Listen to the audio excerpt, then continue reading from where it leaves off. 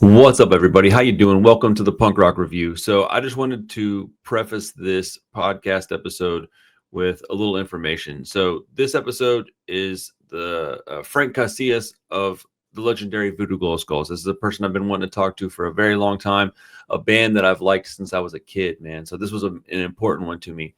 It's going to be a little weird, though. We were having technical difficulties and we had to do it twice, and there's parts from both that I want on here. So I'm going to do my best to basically have the second podcast go most of the way through, and then I'm going to pull out the parts from the first episode because they're vastly different. So I'm going to attempt to make this easy to listen to, and my sincere apologies if I don't do that very well. But yeah, without further ado, check out my conversations with one Frank Casillas, legendary frontman for the legendary Voodoo Glow Skulls.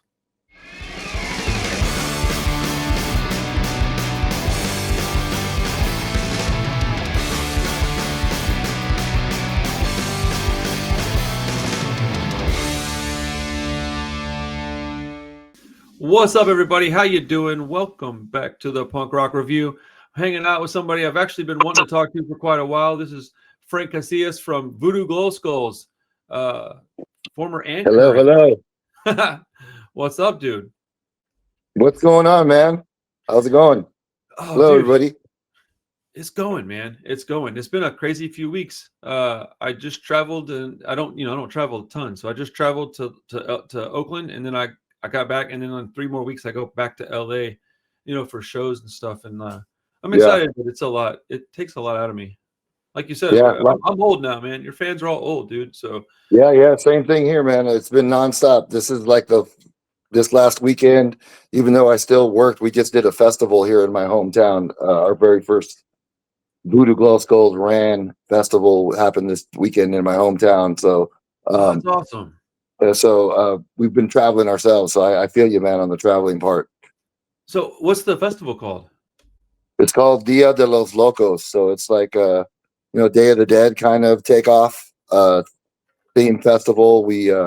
I live in Bullhead City, Arizona, which is near on the Colorado River on the border of California, Nevada, and Arizona. So I've been living here for about 24 years. So I had an opportunity to do a festival at a new venue at a park here in town. So, we went and just booked a bunch of bands: Authority Zero, Voodoo Glow Skulls, Louis Idol, which is like original members of Suicidal Tendencies, all in a group playing suicidal songs, and then just a bunch of local bands. So it went off pretty good. So, dude, that sounds awesome. Yeah. I like that. I don't know how to say this. I like that a lot of people are doing their own festivals where they'll have like a couple of people at the top of the bill that are kind of well known, and then they have a bunch of local acts come in and they fill the bill that way. I think that's great. Yeah, it brings like that whole DIY organic vibe to what you're doing, and we've always been about helping local bands and independent bands and stuff like that. Even back in the day when we owned Cheap Guy Records, our record store we owned in Riverside, like when we were on Epitaph, we owned a record store for a while, and a lot of big bands that are now big, like at the time, were just coming up, like Lagwagon, all these different bands played our record store. And it was, so for us to be able to still continue and contribute in that way, 37 years later, it's crazy, but got to do it. It's what we do. That's awesome. Yeah, we have one coming up on the 22nd here in Houston called the Winter Weekender, and it's a big one down here for us. It got a couple of heavy hitters at the top, and then a bunch of my friends' bands are playing, and it's, dude, all day stuff is so fun. It's exhausting if you do it all the time, but if you're doing it a few times a year, it's a lot of fun.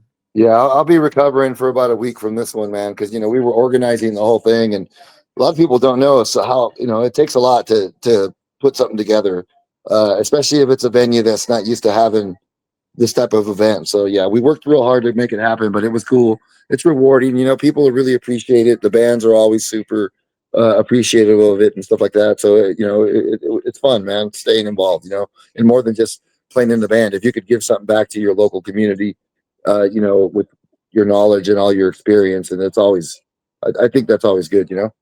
Right. Yeah. No, giving back to the like younger generation is pretty important. I think that you know, whatever it is that you do, be it play the music, book the shows, whatever, helping out the youngsters, man, you have to. Because when we were young, I mean, that's what we depended on people that were older than us to be like, yeah, we'll let you do this, or hey, can you come do this, or whatever. So Yeah. it's nice to see you giving back like that. So how's the how long have you been back with Voodoo Glow Skulls?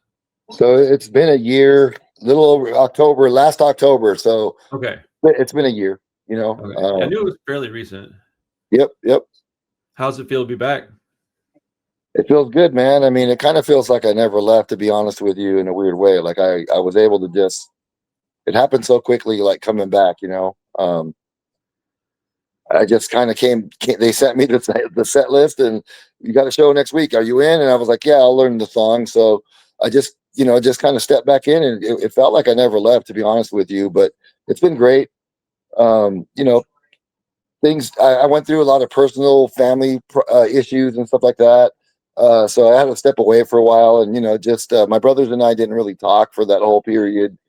They were pretty bitter and mad at me for just leaving the band abruptly, but I did it for my. At the end of the day, despite of what was said on, people post stuff on social media and say things that out of just pure emotion sometimes, but um, it was really for the better of me and my personal life, and just to step back and take care of myself for a while, But ever since I've been back, it seems like our bond is a lot stronger now. We're all focused again, and we've been getting more offers now to play, and it seems like there's a lot more interest in the band now, more so than ever. So I'm just along for the ride now, man. Looking at things from a different perspective, just trying to have fun and enjoy the moment, while we have it. Isn't it funny when you hit like our age, that's what you start thinking? You're like, well, let me just enjoy this while I'm here, because when you're young, you're just like, let me see what I can do. When you get a Yeah, little older, you're like, let me just have a good time. yeah, yeah. We were nonstop for the longest time, so you know, uh, so yeah, stepping away was good for me, So I definitely missed it, but I own a bicycle shop. I had a family and kids that were growing up and stuff. So, like I said, there's a lot of personal reasons behind it, but now all that stuff's kind of behind me, and I've got more time on my hands, and I have more focus now more than ever, on doing whatever we could do to keep the band fun ride, man. Everyone's been super cool. If you're not taking care of yourself, it's going to show in your live shows, in your whatever recordings you end up doing or whatever. It'll be obvious. So it's good that you took care of yourself, man. It's very important. Yeah, thank you. Thanks, man.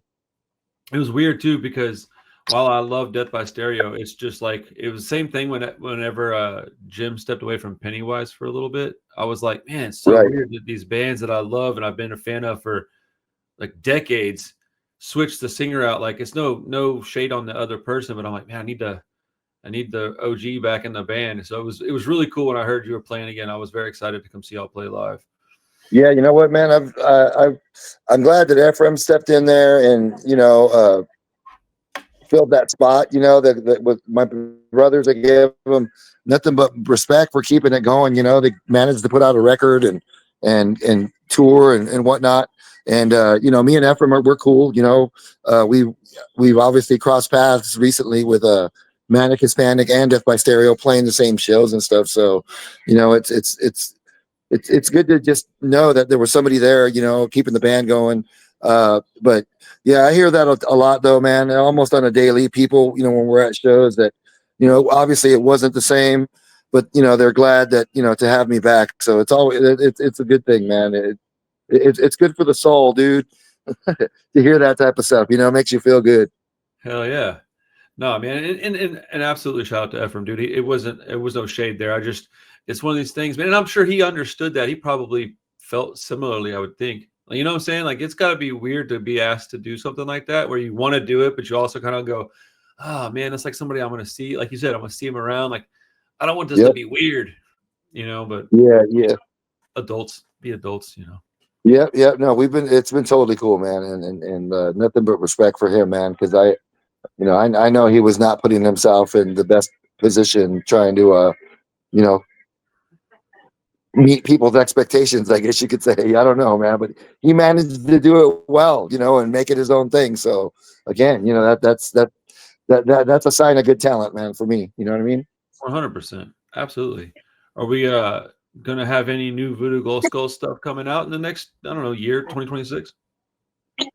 I'm hoping so. We're working on stuff. There's so much unfinished material from like 2000. I mean, we got stuff that goes back to 2010 that we were recording and like never did anything with. So right now we're just kind of revisiting a lot of these old demos, and we're just throwing some vocal tracks on them and just trying to like go through them and just see if it's anything we want to put out nowadays.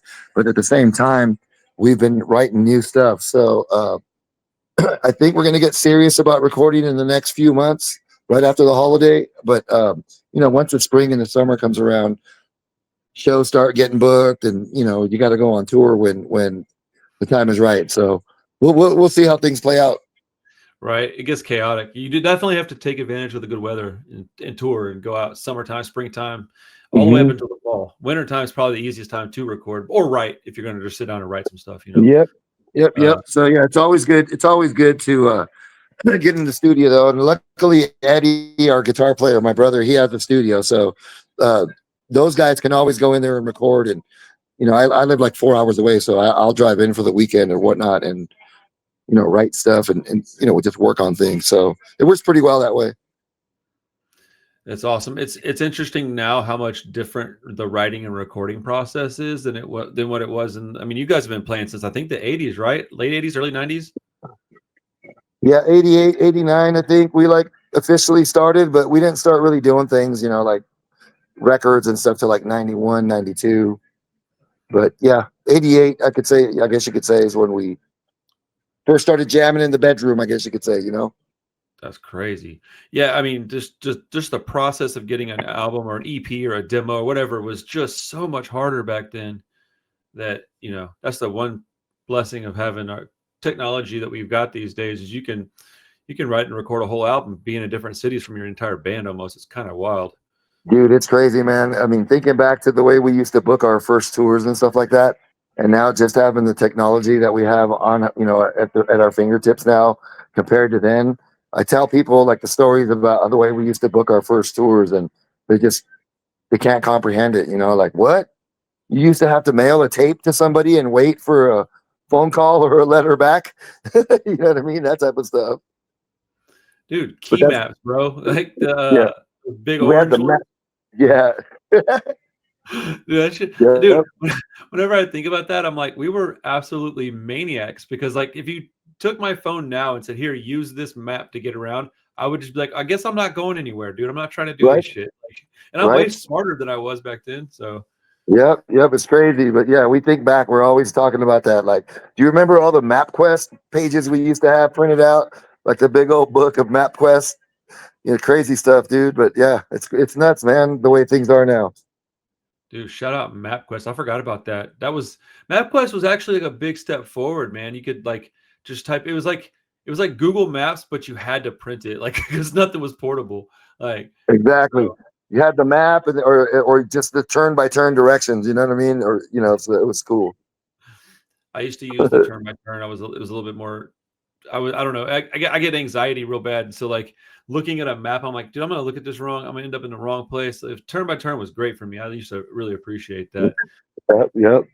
It's like MapQuest was around the same time that we had like Pirate Bay and LimeWire. Man, we could get a virus and maybe 2 punk songs on our computer, but it was free, and you were stealing from all these artists. But at least you got to listen to the music. Dude, it was wild west back then, man. Insane. Mm-hmm.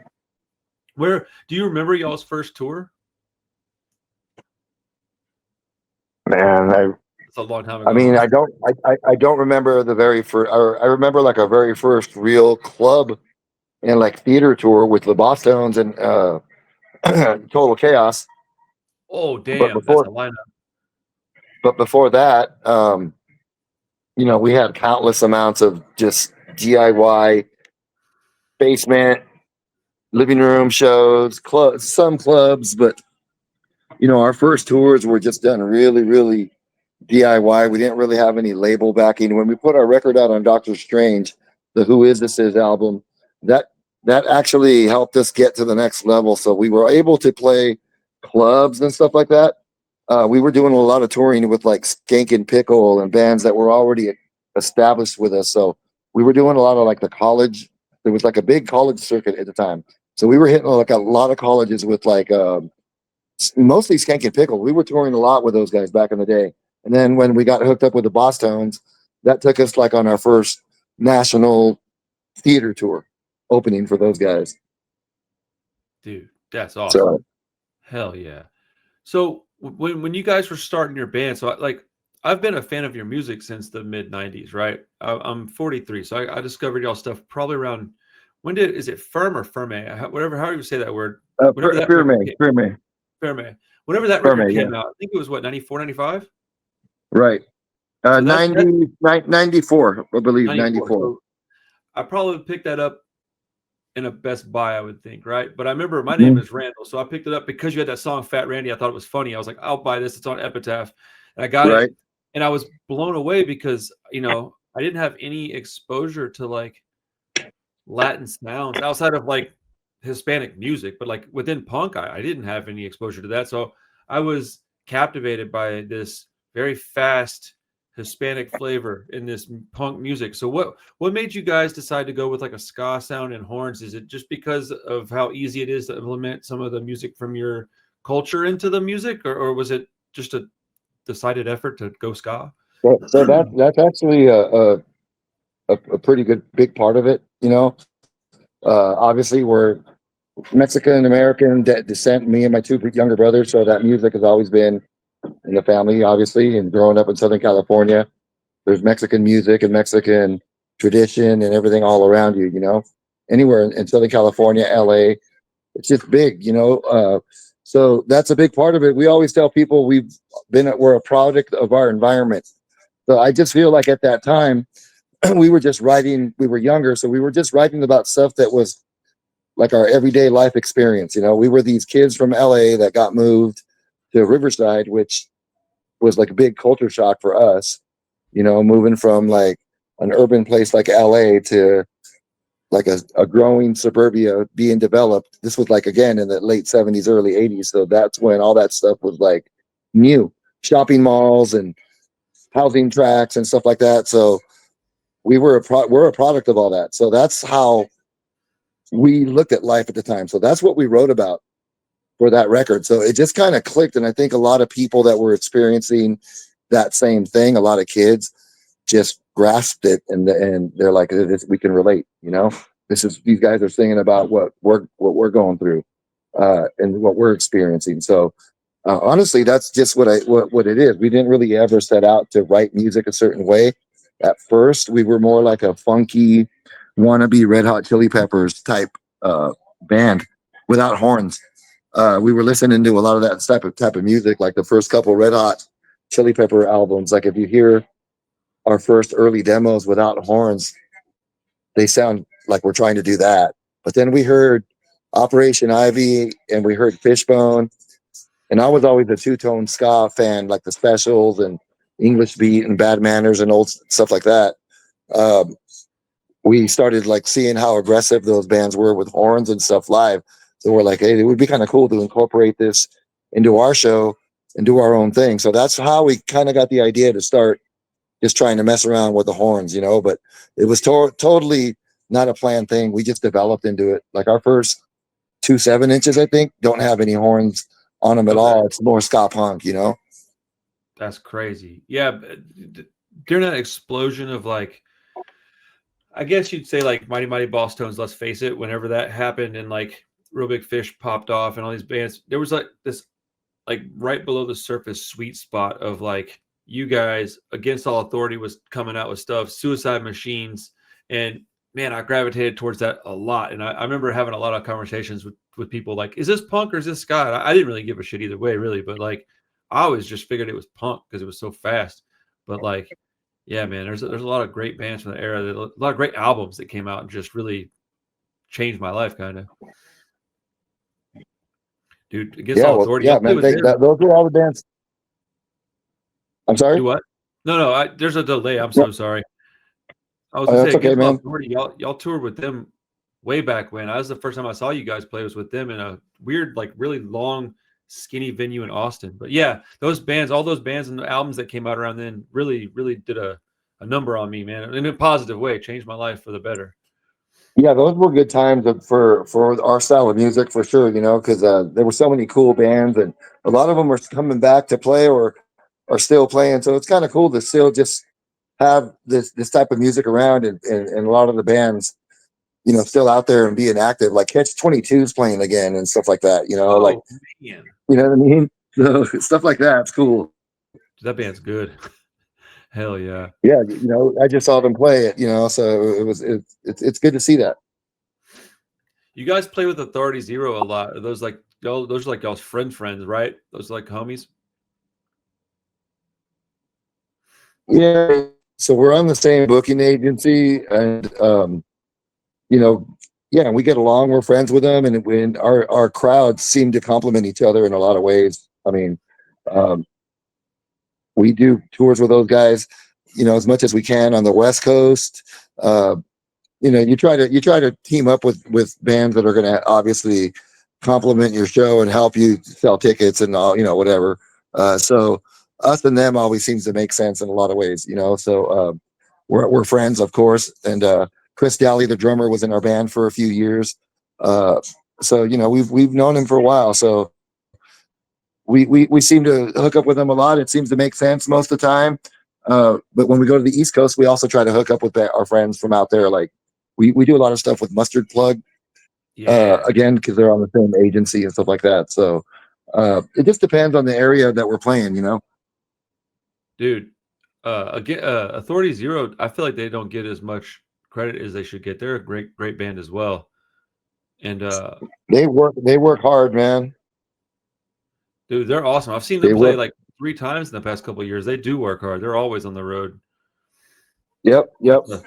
That's a tough life. And Mustard Plug is a good example of one of the bands still doing it. Their latest album is one of their better records, man. I mean, I've always liked the band, but their most recent album is phenomenal. Yeah. See, we've earlier in the year, or we played with them. We did a little thing with them going up north, like the Northwest, and it was awesome. So, and we also did Texas with them not too long ago as well. So, you know, it just depends, like again, like where we're going and who's available. But yeah, for the most part, you know, we play with bands that are like on the same booking agency that you're with. A lot of times, it makes sense to just team up with them for a lot of reasons. But we've been doing a lot of these Punk in the Park shows too lately, so that's been hooking us up in a lot of big ways as well. So, you know, putting us in front of like a bigger audience and whatnot. So, uh, you know, Doing those festivals, Punk in the Park that's a fest, right? Like it's an all day thing, isn't it? yeah, it's like an all-day festivals. I think they've done a couple that are 2 days long or 3 days long. I don't know. There's a lot of that stuff going on right now. I appreciate all that. I know I just heard that there wasn't going to be a punk rock bowling next year, which was kind of a kick in the pants. I Yeah, hope all I this. was. It's hard. You got people from out of the country right now. Things are jacked up, man. I think that has a lot to do with it. You can't really book, you know, bands and expect them to be able to get their visas in enough time and stuff like that. That's been a big issue with a lot of festivals we've played when international bands were supposed to play and had to cancel at the last minute. So um, I have a feeling that's a big part of it. You know, obviously. Yeah, I would imagine so. But yeah, What is it? So you guys are, I would say, part of the foundation, at least from my perspective. So if this is wrong, my apologies to anybody that hears this. But from my perspective, y'all are part of the foundation of like Hispanic, like punk rock. Is that something that's important to you guys to keep, representing that community and that part of the country? Because y'all are on the West Coast and all the way down here down into Texas, even it's like that's a big part of our population, and especially in today's climate, and it's important to represent yourselves. I would think, no. absolutely, man. I mean, right now, I would like to think partly because of us, there's a huge ska punk scene in East LA and LA in general. I mean, you got these backyard parties that have 1,000 kids. You Yep. know, there's shows at all these old theaters in LA that pop up, all of them sell out, and it's all independent ska punk, Chicano, Mexican punk bands, ska punk bands. So they have their own scene, and it's like you said, it's carrying on over to like Texas. There's just a lot more of it, coming up. So I mean, Latin. Obviously, there's a lot of Latin Americans in the U.S. Period. So I mean, it's to be expected, I guess. Not just with this type of music, but you got like big bands like Los Tigres del Norte and bands like that go play Oklahoma and weird places where you wouldn't think there's a scene for they sell out because people, there's Latin Americans over there too, so stuff like that. You know what I mean? It's just kind of crazy. But yeah, I would like to think that we paved somewhat of the foundation for a lot of what's going on today in our type of music and genre. You know what I mean? For sure. That's awesome. Yeah, I always feel like a kinship to Hispanic people, mainly for two reasons. Really, I live in Houston, so there's a lot of Hispanics down here, but I'm also Irish, so like the Catholic thing has always been like real. Our people are very similar in that respect, so I've always felt like it's a Absolutely. community and culture that I relate to in some weird way. But I've been in and around those people. I agree 100%. So, okay, I've got a question from a viewer. I don't know much about this situation. And I was like, is this something that's going to antagonize him? They said, no. I said, okay, if it does, I'm going to blame you. So I'm not going to say who this is yet. They asked me to ask you what's going on with this 7-inch split with Hickey. And they wanted to know if you ever got your trumpet back. And then they asked if it had yogurt in it. So, yeah, shout out to the homies that watch the channel. They wanted to know about that 7-inch split. I don't know. I'm not the trumpet player. But yeah, I've got a couple of copies of that 7-inch still if you want to buy one. Dude, I kind of want to buy one. This thing is very strange. Very, very strange. 7-inch record, man. How'd that happen? What I know about it, but I don't know much about it. So I know what it is. I've heard it, but I don't know the history behind it. Is there a story behind that thing? Yeah, there is. There's a story behind it. So we we were on Epitaph at the time during the Fear May record and stuff, so things were going pretty good for us. We had a tour budget from Epitaph. We had a tour bus, and of course there were always people that were negative towards us. We're sellouts, and this is when the whole sellout thing was going on. And we let Hickey go on our invite. We were friends with him. We invited him to play a show with us at the Nile Theater in Mesa, Arizona, and they asked if they could jump on the show, and it was us, and I think Dancehall Crashers, or I forgot who it was, but we let them on, and they opened, and the whole time they just didn't really play any music. They were just talking shit about indirectly at us, our tour bus, and this and that. They just took it as an opportunity to like try to publicly bash us, and it didn't really work for them. But anyways, when they were off the stage, they were asked to leave, and as they were leaving, they picked up our trumpet player's trumpet and stole it and took it with them. So we couldn't play with a trumpet player that night. So we knew that they had the trumpet because they told people. And at that time, again, I don't think there were really cell phones around as much as there are now. We were in Amsterdam. We got a phone number for them, and we were calling them, leaving them drunk, stupid messages.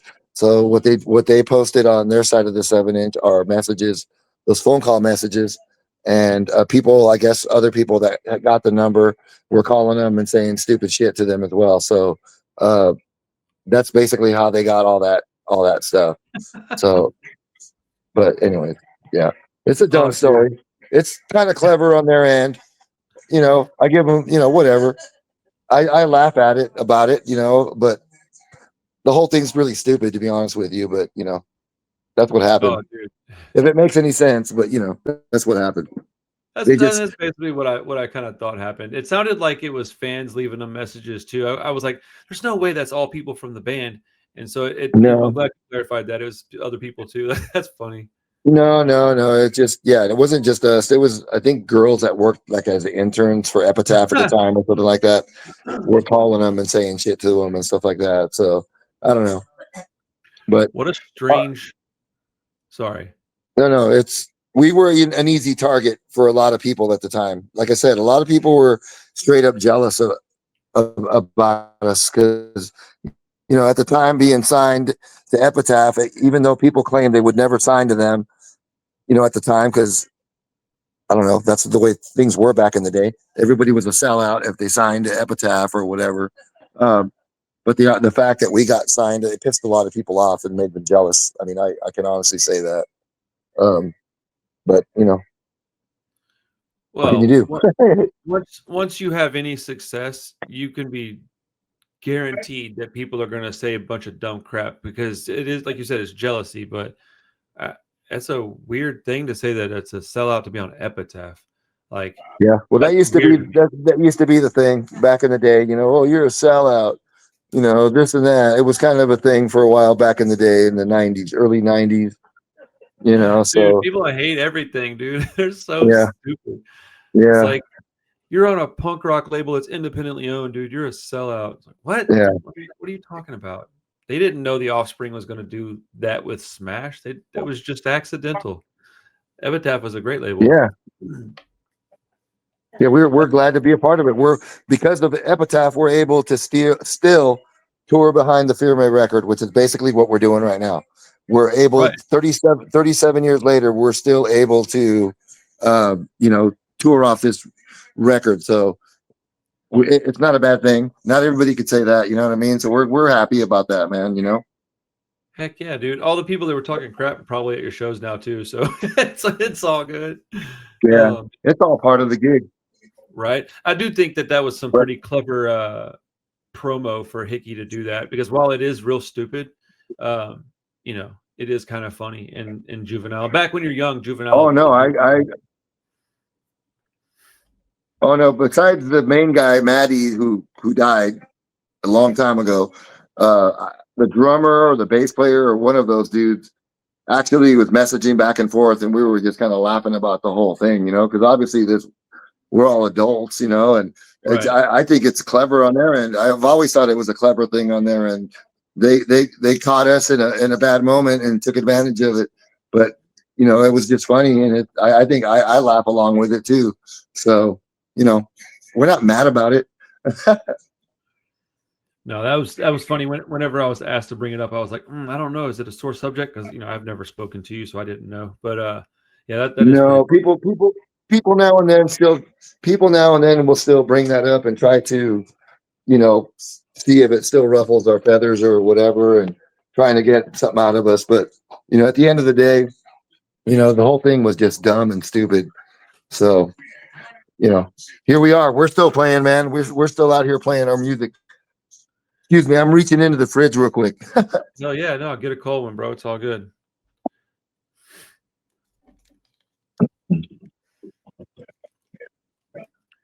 Did you guys ever play on the Warp Tour? I can't remember if I ever saw you guys on the Warp Tour. So we did Warp Tour 1998. Okay, I did We see did you on like 2 weeks. the We did about 2 weeks of it on the East Coast mostly, and then we did 2010. Okay. I was Not talking the to whole thing, somebody. just Sorry.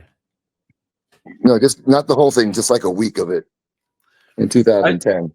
I didn't realize that a lot of bands actually did that, where they just did like a small portion of the whole thing because it was all over the whole country. So bands would hop on. They had like the main, let's say 10 or 15 bands, but then there'd be like regional acts that would go follow them for, like you said, 10 days, 15 days, whatever. Uh, at least back in the day. I was talking to a buddy about how, it's changed a lot. Live music has changed a lot, especially because of COVID. It really wrecked live music. It almost demolished it to a degree where we couldn't get it back. But uh, tours aren't as like they're not as important as they used to be. I guess is the right words to say. But like bands will go out and do like weekends or maybe even a whole week, but they won't necessarily do like a 30-day or 40-day tour. And then things like the Warp Tour don't even really exist anymore. When they come back, they're these giant 2-day fests that are happening 3 times in 1 year, not throughout the whole summer. Do you kind of miss the days of touring like on a regular schedule, or do you prefer how it is now? Are there pros and cons to you at all, or? Well, I mean, nowadays, I mean, I think it's hard to be able to stay consistent unless you're like a big band and you can sell out every night. I think it's hard to be consistent during the week, you know. So unless you're packaged up with a good package of bands, which we've been pretty fortunate to do, but I mean, the whole being on tour for a month now thing, I think that's not that for a lot of bands, it's just not conducive anymore. Like they'll usually either bands from like the East Coast will fly. Oh, damn. We'll see if that's going to get fixed here in a second. My apologies, anybody's watching this. I keep talking over him because there's like a 2-second lag, and I'm trying to wait until he's finished with his thought. I'm very sorry if that's coming off crazy. Let's see if he is able to hop back in. We'll give it a minute and see what's up. I don't want to. Frank, if you're watching this, man, I'm so sorry. I don't know if that. I don't think that was on my end, but I don't know that it wasn't. So. Okay, so I waited about half an hour and I sent him a DM and an email. So I guess he's just tapping out for the night, which is okay, man. I get it. I appreciate his time. Technology can be very annoying, and he was doing me a favor. So Frank Casillas, legend in the game. I appreciate you coming on the show and hanging out. Everybody out there, go check out Voodoo Glow Skulls. You know them, you love them. If they come to your town, go see them live. I'll put a link to their stuff in the description of this video. Yeah, if you get a chance, go check out that split with Hickey. It is pretty silly and kind of hilarious. But yeah, man, he was a cool dude. And I'm sorry that the video is such an abrupt end. I will try to make this very obvious in the title of the video or something. But thank you guys. What's up, dude? What's going on, dude? I'm in a better spot now this time, man. I apologize about last time, man. It was just a big clusterfuck on my end, dude. No, you're good, bro. I don't, dude. If I took this stuff personally, I'd be in the worst career choice of the whole world, man. Because like, there's no telling what's going to happen with technology, dude. It's always something. What's up, everybody? How you doing? Welcome back to the Punk Rock Review. I'm hanging out for the second time. This is Frank Casillas from Voodoo Glow Skulls. This is awesome, man. A band I've been listening to for many, many years, and somebody I've been just kind of eager to talk with. So, yeah, man, how's your day going? I heard it's going pretty well. You're about to head on a tour with Voodoo Glow Skulls, correct? Yeah. Just right now, just trying to get ready for a little tour. It's not a long tour, 10 days, but Voodoo, Authority Zero, and Venomous Pinks. We're doing a little Northwest run beginning in Las Vegas this Friday. So we're gonna go all the way up to Seattle, hit places along the way, and then that's it, man. So just trying to stay busy, doing a final little run before the end of the year. Right. Venomous Pinks is a good band too. Oh yeah, they're awesome. Them. Yeah. Do you get like when you're getting ready to travel? I don't travel a lot, but I'm starting to travel more regularly, and I get this weird thing. Like if I'm gonna fly out the next day, I don't care what time it is, man. I can't sleep at night. I always feel like I forgot something. Like, do you get those weird nerves, or are you kind of just used to running now? Once in a while, like the flying thing, yes, because you always are always worried. Like, do I have my passport? Blah this and that. I mean, so that shit happens, man. Sometimes you leave it behind. So a lot of it is just anxiousness and just making sure you're well prepared to fly wherever you're gonna go. That makes it extra hard. But like for stuff like what we're gonna do, we're taking a couple of our vehicles because it's not it's not like we're driving across country. We're just going up our coast and back. So we get hotels and it's kind of a casual thing. It's not really as strenuous as doing like a 30 or 40-day tour. This is more like a 10-day tour. So just long enough for us old guys to like want to go home. Hell yeah, dude. The longest I've been gone so far is like I think almost 6 days, and like by the third day I was like, I just want to be back in my bed. Like I want to be back with my wife and my kids. But it's bittersweet, man. For real, man. It's still fun though. The shows are killer. We're doing really well right now, and every time we team up with Authority Zero. It seems to go together pretty good. We complement each other pretty good. And it's easy to tour with those guys. And then Venomous Pinks is hold their own as well, and they've been up and coming for a long time. So it's a good lineup. That's a very good line. When I saw that you were playing with Authority Zero the last time you came to Houston, I was like, oh, that actually makes a lot of sense. It was a show I was very excited to go see. It, two bands that have I don't think you sound similar, but for some reason it just works. It's a very good vibe, and it goes well. But yeah, I'm sure you're excited to go do that, dude. When I was in you said like passports and stuff. I don't have a passport yet, but when I went to LA, like maybe almost a year ago, I was coming home and I lost my driver's license in LA, and I had no idea until I was like at security, and I was like, it was probably the most scared I've ever been in my life. I didn't know what was fixing to happen, dude. I was like, had all these weird ideas what they might do to me. I mean, ultimately I got home, but it was awful. You ever have that happen? You lose a passport or an ID out of town or anything? Yeah, it's oh, dude, we've gotten all our passports, all our money, and all our return flights home stolen from in the UK many years ago. But that talk about a nightmare and being scared. We were loading into a venue from a tour bus, and we were loading in all our gear because the tour bus could not stay in front of the venue because all the streets are narrow and you can't really park a tour bus in front of most venues there. So, anyways, they were hurrying us, to unload this bus, and we were loading everything into the lobby of this like club, and somehow within that, our tour manager set his tour bag down with all our gear, and with a matter of like 30 seconds, somebody picked up that bag and stole it.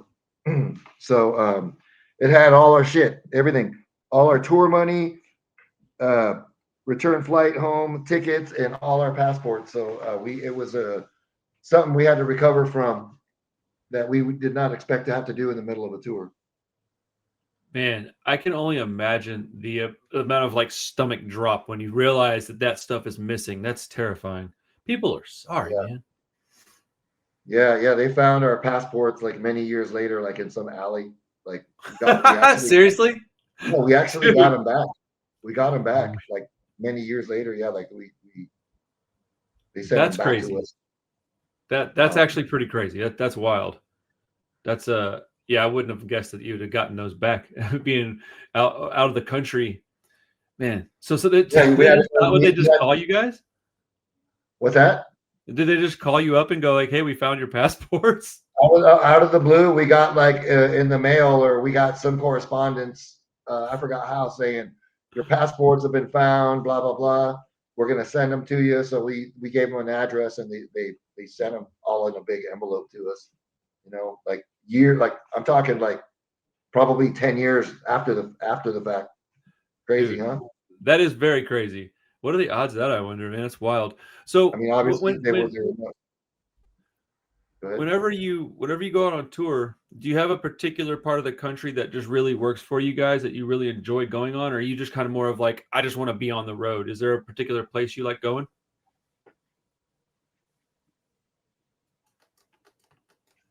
We do real well in Texas.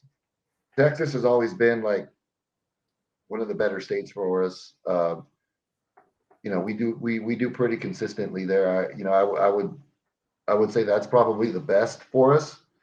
And obviously Texas is so big, you could do a tour of Texas. You know what I mean? And we've done that. Right. But anywhere on the West Coast, we do fairly well. We don't get to go up north all that often, or to the East Coast all that often. Not as often as we used to.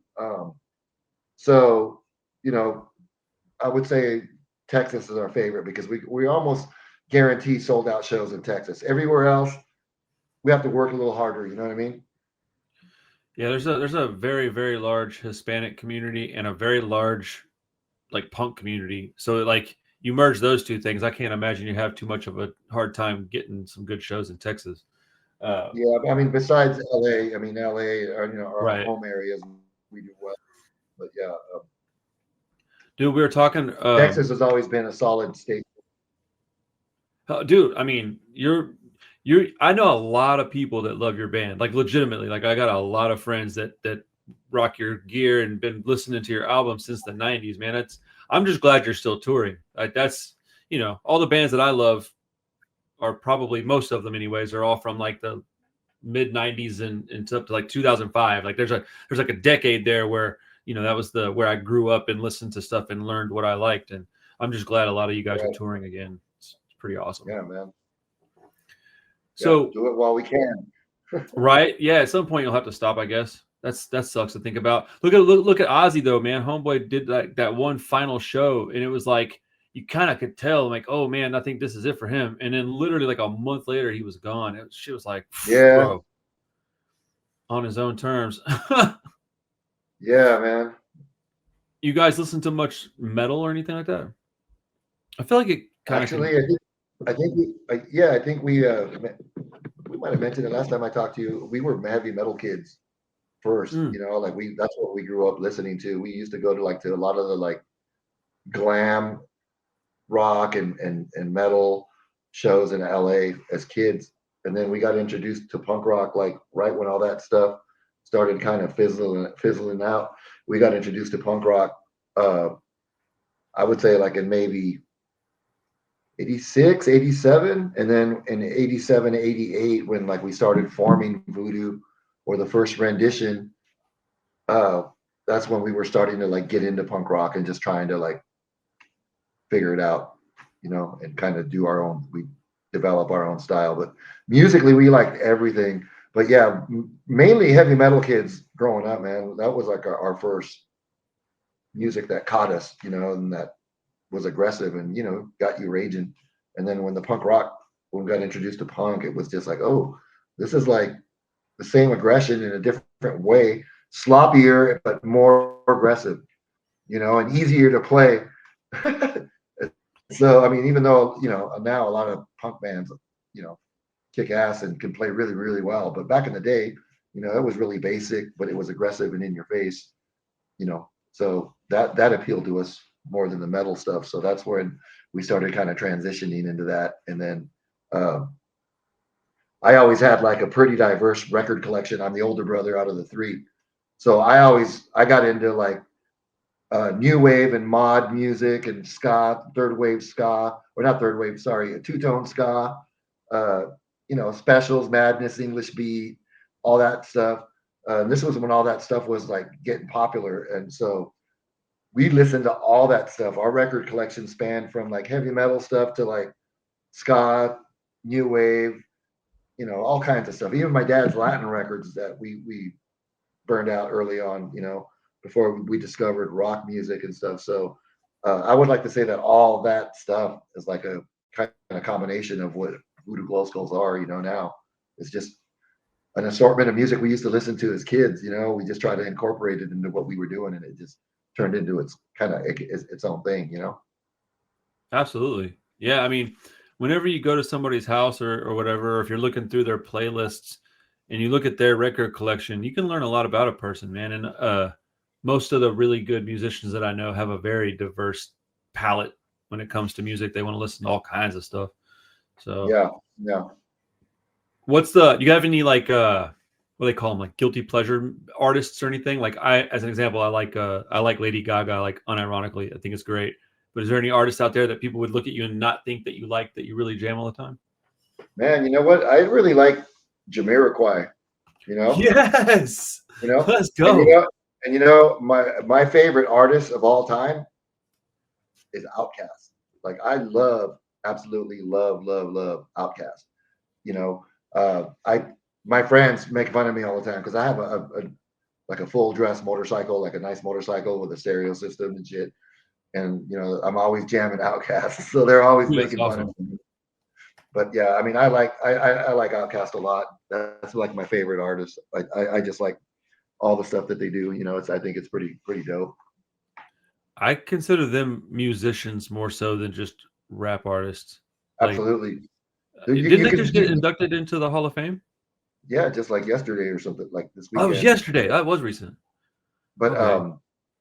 but yeah, they remind me a lot of like P Funk and stuff like that. Like a lot of their stuff is diverse. it's not just like you said, like hip hop playing with tracks. It's musicianship behind it, you know, and all that stuff. So I mean, yeah, I just like the diversity of them. I think they're real talented. They're probably like top 2 or 3 rap groups for me. Like only because UGK is from Houston, and that's probably my favorite rap group. But like, if I'm going to listen to like actual like lyricists, it might be Outkast. They're phenomenal, and they're so great because they're so different. Each one of those guys, fantastic dudes. What's your favorite album by Outkast? Man, I like the Equimini album a lot. Okay. I jam to that a lot. Yeah, probably that one. One of the first like hip hop albums that I ever got in my record store was how do you say it? AT Aliens? Is that how you say it?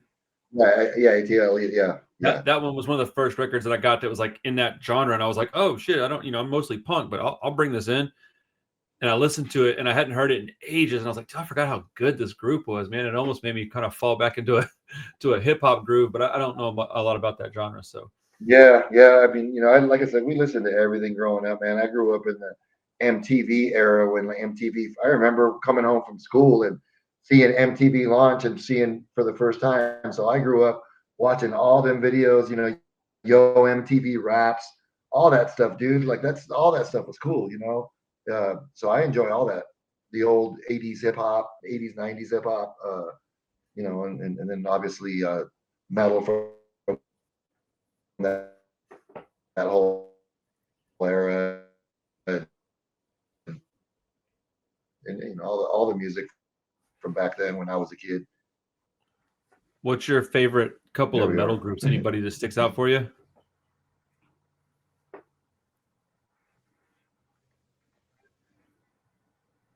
I'm sorry, I think we cut out a little bit. Oh, I'm sorry. It's okay. It's okay. I said, what are some of your favorite metal bands?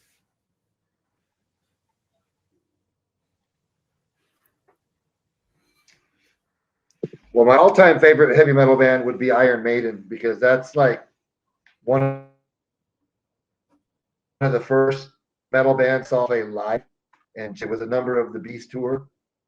I went to a concert at Anaheim Stadium in California with my cousins, and it was an out, and it was like Iron Maiden, Loverboy, and like Foreigner. And I remember Iron Maiden played. I think they played first, and it was their first and everything, and he was just running all over the stage, and they just had the energy. And when I saw that, I was hooked. I was like, I need to see this band, and I went immediately, got a record, and then I pretty much went to all their shows when they came through California. Back in the day, I don't get to see them as much, nowadays. But when I was a kid, I then religiously watched Iron Maiden anytime they came through Southern California. Me and my friends would go see them play. So to me, that's like my all-time favorite heavy metal band.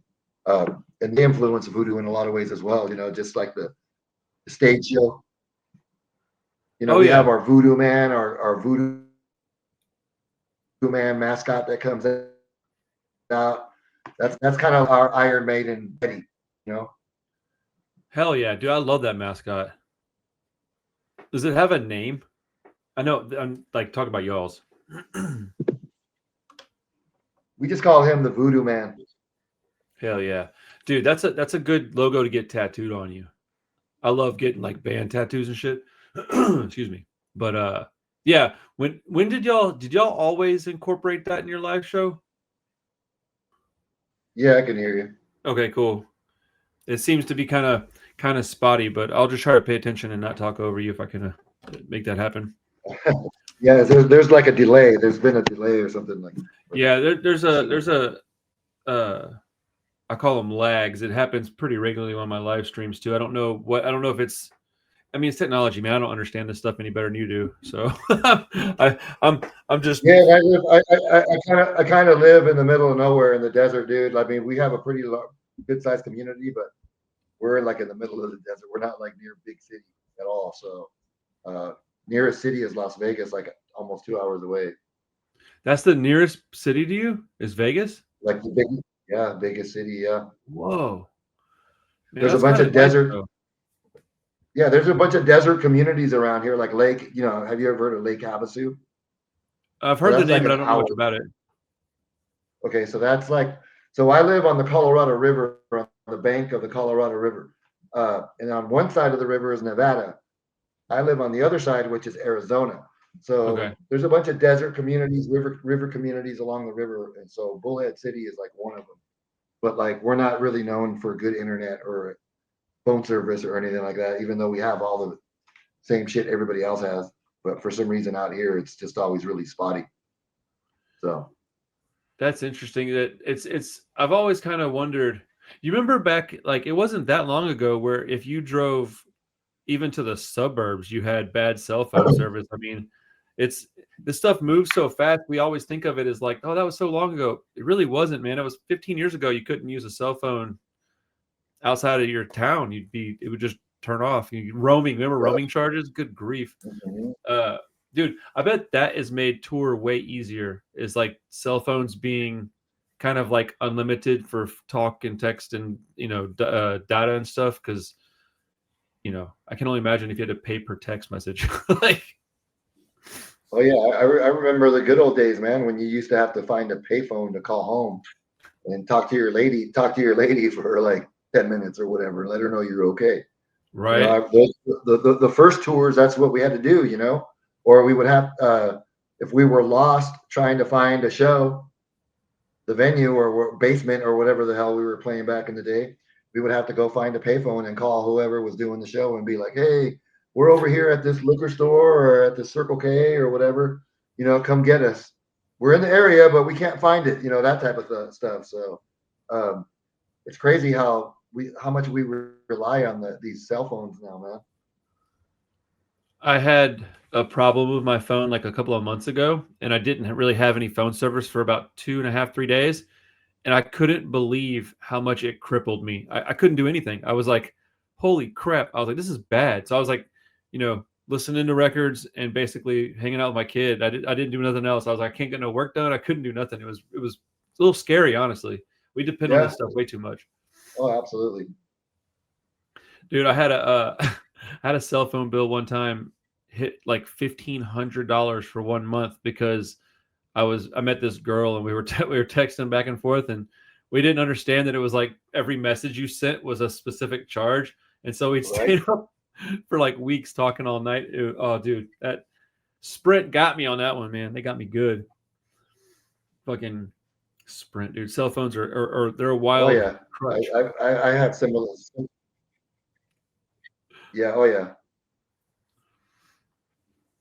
So give me a little history of I think we talked about it briefly last time, but I'm gonna try to like cobble together these and make them look nice and everything. But give me a little history on Voodoo Glow Skulls. Kind of tell me like because y'all started way back before the '90s, if I remember correctly, and Yeah. you go ahead. Oh no, I was gonna say, yeah, we started like in '88. '88. That's right. That's right. So you guys just started as youngsters, all right? It's you and your two brothers and then additional people, right? Two Yep. of your Yep. siblings. That's Two of my crazy, younger man. brothers. Yeah. Yeah, my two younger brothers. Yep. That's Yep. awesome, man. What were some of the first tours that you guys went on? Do you remember anything like that? Do you remember some of the first bigger tours? I mean, our first big tour was with the Bosstones. I think we That's touched right. on that. That's right. But before that, we did several really DIY tours, uh, playing basements, playing libraries, playing rec rooms, playing. Once in a while, we would get lucky and play like a club, but a lot of like Moose Lodge, VFW type places in the Midwest. Um, we tapped into a scene during like the whole like Maximum Rock and Roll magazine and stuff like that. We used to go up north a lot and play Gilman Street and like the Bay Area, Berkeley.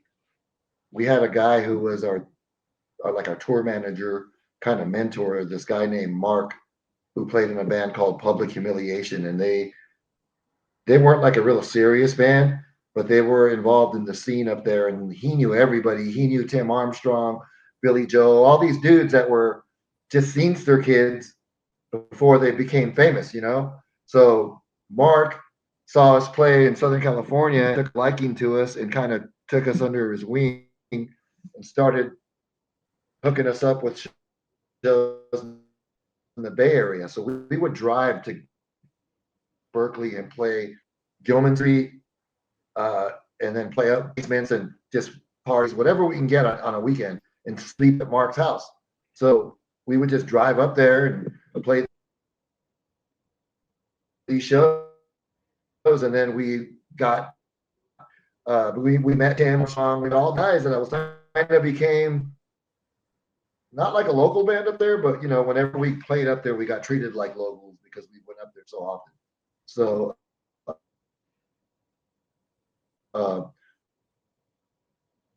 that's how we kind of tapped into knowing all those guys.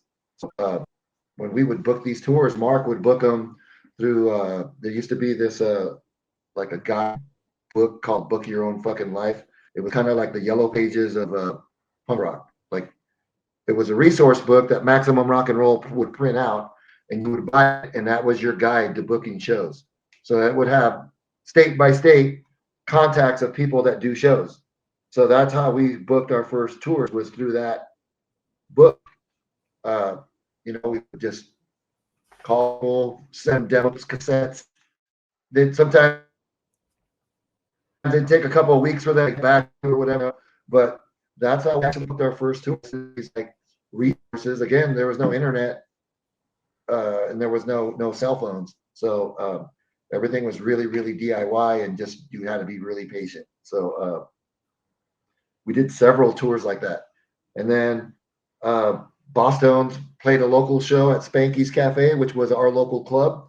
We happened to get an invite to open the show as a local band. And those guys had already heard of us because we were on Dr. Strange Records and already kind of making a little name for ourselves on the West Coast. So the Boston's took a liking to us. They were starting to blow up. So they took us on a full US theater tour. So that's how we got introduced to like playing bigger clubs and actually legitimate venues, just through those guys. So before that, we were doing some theaters with bands like Skank and Pickle, who were really well known in the college circuit. And then there was another band from Chicago called the Blue Meanies. Oh yeah, that were also doing real well. So we would team up with those guys, and there was like a ska scene going on, but it wasn't. It was like right before the third wave of ska. It was just like an underlying scene that kind of turned into that. That was like pre Real Big Fish and Less Than Jake. We're all like a new band. Like right when those guys were getting started is when this whole Skank and Pickle, Blue Meanies, Voodoo. There was a bunch of other bands from different places that were like playing that kind of fizzled away, but a few just stuck to it.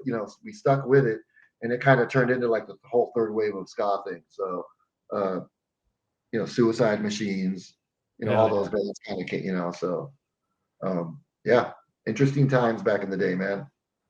Dude, I love hearing about it because that's all the stuff that I like. That's all the. I mean, I like modern ska. There's plenty of it, man. Bad Time Records is a great label that represents the ska scene right now. But like Suicide Machines and Skank and Pickle and obviously Voodoo Glow Skulls, Blue Meanies. I know all those bands, man. That's all stuff I used to have to sneak punk into my house through ska. My mom wasn't really into punk, but if I could, no, it's got like horns and shit in it. She's like, oh, and she'd like hear like Mustard Plug, and they're like not super crazy sounding. And then all of a sudden I have like Voodoo Glow Skulls and Suicide Machines underneath that. I'm like, no, it's just ska bands. In my room, circle pitting by myself. I think. Oh, yeah, that's crazy. Yeah, we hear stories like that all the time. I used to have to do that with my records at home. I'd have to flip because I had Ozzy Osbourne records, and I would stack the records on the floor coming out from my wall, and I would purposely put like the Blizzard of Oz or Diary of a Madman, Ozzy Osbourne covers like in the front. So if my mom came into my room while I was at school, she'd get freaked out by them and she'd flip them over. So that's how I knew my mom would come in my room every day. So kind of funny. Yeah. MacGyver in your room. I would purposely put like these obnoxious freaking album covers like in the front of the stack. So when she came into my room snooping around, that's what she would see. So it's kind of funny. You gotta mess with their mom, dude. That's one of the best things about being like adolescent boys, screwing around at home and making your mom get mad at you. Yeah. You remember that No Effects album, Heavy Petting Zoo? Yeah. So I got in like 10th grade, I was in this class called adapted behavior because I was a terrible kid. And so the teacher's like, hey, you guys, I need y'all to do something tomorrow. She's like, just bring in some stuff that like represents you, and then we'll talk about it as a class, and we want to get to know each other. It was like the very beginning of the school year. And so I bring in a skateboard, and like I think I brought in like an empty cigarette pack because I was a dumbass and I thought it was cool. And then I brought that record with me, and they completely expelled me from school for the whole year because of that record. They're like, Oh man. oh, dude, they were like, no, you're gone. My dad was like, That's what are you pretty. doing? That's pretty crazy. That's really funny, dude. That's cool. Dude, my dad was like, he was kind of a shithead like me. So he's like in the principal's office picking me up, and he's like looking at me, and he's trying not to chuckle because they're showing him this record, and he's like, where the hell did you get this? I'm like, you bought it for me. He's like, when did I buy that? I'm like, I don't know, man, a month ago, whatever. Like, yeah, dude, I was a pain in the ass, dude. That's awesome. Hilarious. So Doctor Strange is a label I know of, man. I like Doctor Strange. They've got, is it the same Doctor Strange that the dude that owns the record store out there, right? In California? Yeah. Yep. How'd you guys get linked up with Epitaph after that? Because I know, didn't you go from Doctor Strange to Epitaph? Yes. So when we put out our first album on Doctor Strange, our only album on Doctor Strange, Who Is This Is? Mm-hmm. Well, now there's a second one. But anyways, our first official album was on Doctor Strange. We actually managed to sell quite a bit of records. That caught the attention of Epitaph.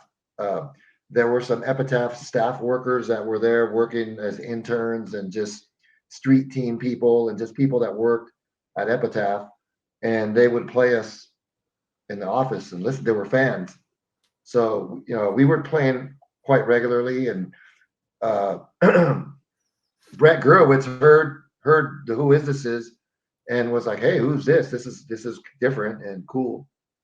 And this guy named Tony Lee, that was one of the Epitaph people there. He pretty much turned us on to Brett Gurewitz through that album. And we got a phone call from Brett Gurewitz one day saying, "Hey, I just heard your record. People here are fans. I think you guys would do good on Epitaph. Would you guys like to sign?" So that's how we pretty much, it was a no-brainer at that time, dude. Like everybody that we were friends with were already on the label. And to be honest with you, that was the last label we thought was going to call us, because we were getting actually hit up by major labels like MCA, A&M Records, Madonna's record label, Maverick. They were all talking to us. But Epitaph at that time made sense because Pennywise, NoFX, Rancid, all these bands and Bad Religion, of course, so we're like, dude, it would make sense for us to just be on the same roster and company with these guys. So automatically it put us kind of in the same, we were in the same lineup. So we got to we got to experience a lot of fun stuff with the Offspring, Rancid. We got to do some cool shows and touring with those guys. So definitely helped us. And I think that was the obvious decision for us at the time. Yeah, I mean, it's a very familial label. It feels like you guys fit right in there. It's like, I can't imagine having a Voodoo Glow Skulls album like on Maverick Records. That would be so strange to me. But like, back when I was young, that's how I would decide if I wanted an album. I'd flip it over. If it's on Fat Records, Epitaph, there's a handful of them. Even Drive Through, Go Kart, anything like that. If it's on one of those labels, I don't have to hear it. I'm just going to buy it. I may not love it the way I love everything, but I bought everything from those labels. That's how I discovered new music and compilations. I think what helped us the most though, dude, were those Punkorama compilations they put out for $5. Dude, those things had to help a lot of people, because I don't know a person that's in punk that hasn't had those. Everybody had Punkorama, and the Give 'Em the Boot, Fat Music for Fat People, Hopelessly Devoted to You. There were so many of them, dude. Good compilations are very valuable. Very valuable. Yeah. So I mean, being on one of those Punkorama CDs, it's like being on a gold record or something, because they sold a shitload of those things. You know what I mean? So being on something like that is really cool. I was talking to Mark Rainey from TKO Records recently, and he was saying that they put out a comp, and at the very beginning of the comp was a forgotten track, and because of that, like they just kept selling CDs and just over. They had to keep pressing them because they sold so many of them because of the compilation. And I mean, I don't know. I've had stacks of comps just sitting in my car. That's how that was the original mixtape for us '90s kids. You know, we didn't have cassette decks back then, or some of us did, but like as soon as CDs were available, it was a compilation. Oh, That's yeah, how the big booklets, the big CD hell books. yeah. I have a Remember couple laying around. the visors for your car? Got Yeah, 4 or 5 exactly. discs in each slot. Man, Yep. I had a 83 Chrysler New Yorker. And I remember when I first got it, it just had like the factory radio in it it didn't have any kind of tape deck or anything. And so I had a boom box like with batteries sitting in my back seat, and I would just drive around listening to shit on that. I had to use tapes because if I had a CD in there, it would just bounce around in the back seat. It was, oh man, Yeah. that was fun. I remember those days. Man, when I was a little kid, there's a it's like a tape deck thing, but it was these little square cassettes, and they had 2 songs on each side of it. And I remember very distinctly when I was probably around 6, 7 years old, hearing Chuck Berry for the first time. And I remember all these points in my life where I would hear music and it would give me the same feeling. And that's what I got when I listened to punk music, as I would get that same feeling I got when I was a little kid and I heard Chuck Berry. And it's funny because if you listen to a bunch of punk, it's very clearly inspired by the guitar playing anyways. Of course. A lot of Chuck Berry in that. I wish I could remember what the damn tape thing was called. Start talking about tapes for a second. I'm like, I had these little things. I couldn't tell you what it was called, but it was badass. I was a little kid, you know. That's cool, man. Riding my bike around north side of Houston. Definitely should have been doing that. I was riding around by myself at like 5 years old, just like, I'm gonna go to the store, get a Slurpee. What the fuck? Get my parents. Absolutely insane, man. So what are the plans for Voodoo Glow Skulls after 25? You got anything going on next year? There's a lot of stuff starting to become like shows starting to be booked. We're doing a couple shows in Florida with Les and Jake, and then from there we're going to Mexico. We're going to be doing a lot of Latin America next year. Mexico has a huge ska scene, and there's a couple ska bands, Out of Control Army, Inspector. Those are like 2 of the biggest Mexican ska bands, and they're always inviting us to go out there and do these tours with them. So it just puts us in front of like a huge, massive crowd. And the scene's really happening there. So we're gonna do some of that. As far as the US goes, we'll just see what comes our way. I mean, we've been doing, like, we spent the whole last year doing these Punk in the Park festivals. So if those continue to happen and we continue to get asked to play those, we'll probably play those, because that like knocks out. It's better than touring, if you ask me, because you go to a region, love it or hate it. There's a bunch of controversy behind that tour and whatnot, but it packs out, and a lot of people could come from all over. So you play the one in Denver, you kind of cover a lot of ground. You play the one in New York or wherever they have them. It's kind of a cool thing to do, because you play this big show in an area where you probably wouldn't be able to play as many in front of that many people if you were on your own tour. So for us, it's an easy walk on, walk off type of thing. You get paid well, and the shows are always good. So if those come forth, we're probably going to do those. But other than that, man, we're going to be working on new recordings. We're working on a lot of stuff. There's stuff we've been working a little bit on stuff. We haven't had much time because of the touring. Yeah. But we're gonna set a window aside to actually concentrate on it and put it all together and see what we come up with. But yeah, there's stuff in the works. That's incredible. I can't wait to hear some new music. That'll be awesome. The Latin America, specifically Mexico, man, they have a big music scene, man. Their punk scene, their ska scene, their metal scene, it's all huge, man. Yep. I wonder what makes those kids so much more passionate, because I feel like over here in America, man, I don't want to trash my own people, but like some of the times you go out and it's like, where's everybody at? But then I see other places around the world and kids are just showing up in giant numbers, and I'm curious as to why that is. there are countries, and this is the way I look at it, because it's not just like that in Mexico.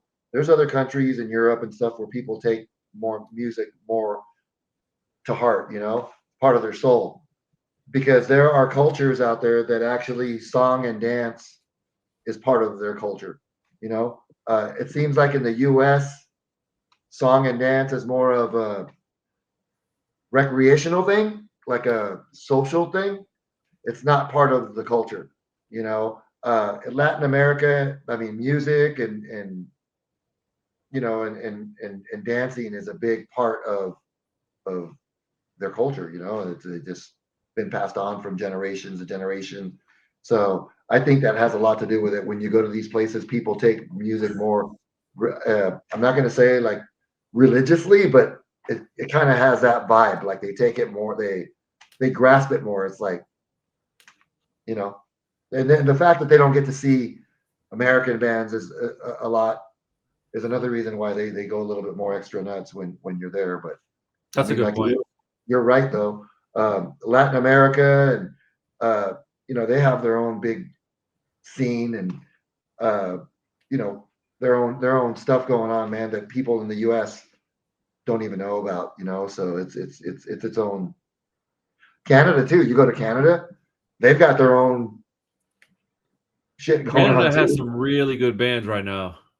Really Yeah, good like bands coming like out of French, Canada. like just in like French Canada, French, like Montreal, Quebec, just in those areas, they've got a huge scene, and it's popping. Like we play festivals out there, and it's crazy. Do you think that the Punk in the Park thing has kind of taken the spot that Warped Tour used to kind of hold? It's not quite the same, but it's similar because there's multiple ones. It's not just one per year. Yeah, I mean, I think Punk in the Park definitely is kind of carried the torch from that. Uh, Punk in the Park, I think they're staying a little bit more closer to punk. Like it's not all these like up and coming weird emo Right, or right. whatever. You know what I mean? They stick to the format.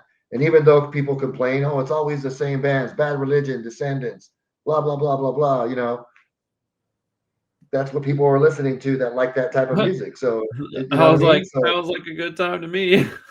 yeah, you know what I mean? So, I mean, um, yeah, I think Punk in the Park is whether like again, I don't get behind the politics of it or anything like that. I'm not into that. I'm more into music and just having a good time. And, so there's a lot of controversy behind those shows, but there's a reason why all these bands are still playing it, with the exception of like Dropkick Murphys who Right. jumped off. A lot of the bands are still doing it and still playing it for a reason. That's because for the same reason I just said. It helps you kill a bunch of birds with one stone in a sense. And touring nowadays is super hella expensive on any level. So if you can play a big show like this and get paid decently and it's just a one off, it makes sense to a lot of bands, I think, nowadays. Well, it's not just a black and white issue. It's very gray area. You know what I'm saying? It's not just, oh, well, I don't like this little thing, so I'm going to make this decision that can ultimately cost me and my friends a lot of money and a lot of comfort and security. Security is the word I was looking for. You want to Right. have your bills paid, and it's a tough conversation, man. Most people don't want to listen though. They just go, "Oh, this is my opinion, good or bad," and then that's that. And it's like, no, man, it takes listening sometimes. You got to listen to people, hear them out. But yeah, there's controversy with everything right now, man. Our whole country is in just a giant mess. So, I expect controversy basically everywhere. Yeah, I mean, I don't know. I'm not trying to play ignorant because I do kind of pay attention to what's going on, but ever Sure. since I was a kid, politics and government there's always been people that are anti it or pro. There's never going to be a time when everybody agrees on a person or on a party or whatever. So that's just the way it's always going to be, and it's the way it's always been since I was a kid. And here I am, still alive, functioning as an adult, doing pretty good. So I just kind of keep a blind eye to it most of the time and just do my thing. And as long as I can, live the way I within my means and do what I do and do what I love, then I'll be okay. That's the way I look at life in general, especially when you turn the corner in age, man, and you've experienced things. I try to tell young kids that I'm like, man, I used to be way more fiery about this stuff when I was in my 20s, but I'm in my middle of my 40s now. I don't have a lot of time left, man. I want to spend that time with my friends and my kids and my wife and my dog and shows. I don't want to spend my time worrying about some shit I can't change. And that's not necessarily the only way I think either. I'm pretty much I'm as active as I can be, and I'm very mindful of things going on around me, but at a Right. certain point, man, you do have to just enjoy your afternoon. You do have to just pay your rent, and Yeah. It's kind of progress crazy, is kind of slow. nuts. Do what? Yep, yep. No, it's kind of crazy out there right now, but as a band, I think right now, especially, you just need to keep your mouth shut and not say anything about politics and just play your music. That's my opinion, because I mean, Well, I don't know. politics and punk go pretty hand in hand. So I'd say it's going to breed a bunch of good music over the next couple of years. But I Right. also think if you don't want to talk politics, you shouldn't. Like, I don't see why anybody has a problem with that. If you don't want Yeah. to, don't. If you want to, Yep. go for it. You know. Yep. But yeah, I always find it funny when people try to insert their like way of doing things onto you. It's like, well, no, everybody's different. We all do the things we want to do how we want to do them. As long as you're being a good person, I don't personally care what you're doing, really. Just I don't know, man. There's so many people out there that just want to be like gross and nasty. I'm like, that's what I don't have time for. We're Yeah. we're all struggling. We're all trying to make it happen. Man, I can't wait to hear some new music from you guys. How long has it been since you've done like a new album? It's been a while, right? Yeah. For Or me, like it's been a while, man. I mean, I don't know when the last one. I mean, those guys put out, uh, the last record with Ephraim on yeah. Doctor Strange Records. That was a few years back. I think that's been like maybe 4 years since. And then before that, uh, we put out our last album was on I think Smalvis Records. The Break the Spell, I believe, is the last one I Okay. did. Uh, uh, yeah, so it's been at least 12 years for me, I think. Oh, that's gonna be an event, man. When you get back in the studio, that'll be fun. Yeah, I mean, like I said, we've been working on stuff. There's a lot of unfinished demos from 2010 that that we never finished or just kind of got tossed aside. And Okay. now we started listening to them and we're like, I mean, this is actually pretty good. Like, let's just try to finish it and see where it goes. So right now we're just kind of revisiting a lot of stuff that we had on the back burner, and then we're writing new material. We got a bunch of songs, like 18 song ideas that are pretty much structured songs. 18's a Uh, lot. yeah, just and then on top of the other ones I was just telling you about. So there's a lot to go through in between tours. But like I said, we'll probably do a window of a couple months where we don't do anything but write music and record. So and luckily we have our own studio, so That's we can exciting. do that at our own leisure. I was just looking at your discography for a second because I was trying to think of the years some of the stuff came out. Man, I did not realize that Southern California street music was almost 20 years ago. That's Yeah. insane. Because that's like I look at that as like one of your more modern albums, honestly. But that's crazy, man. You guys have been going strong for a long time, man. I really love your music.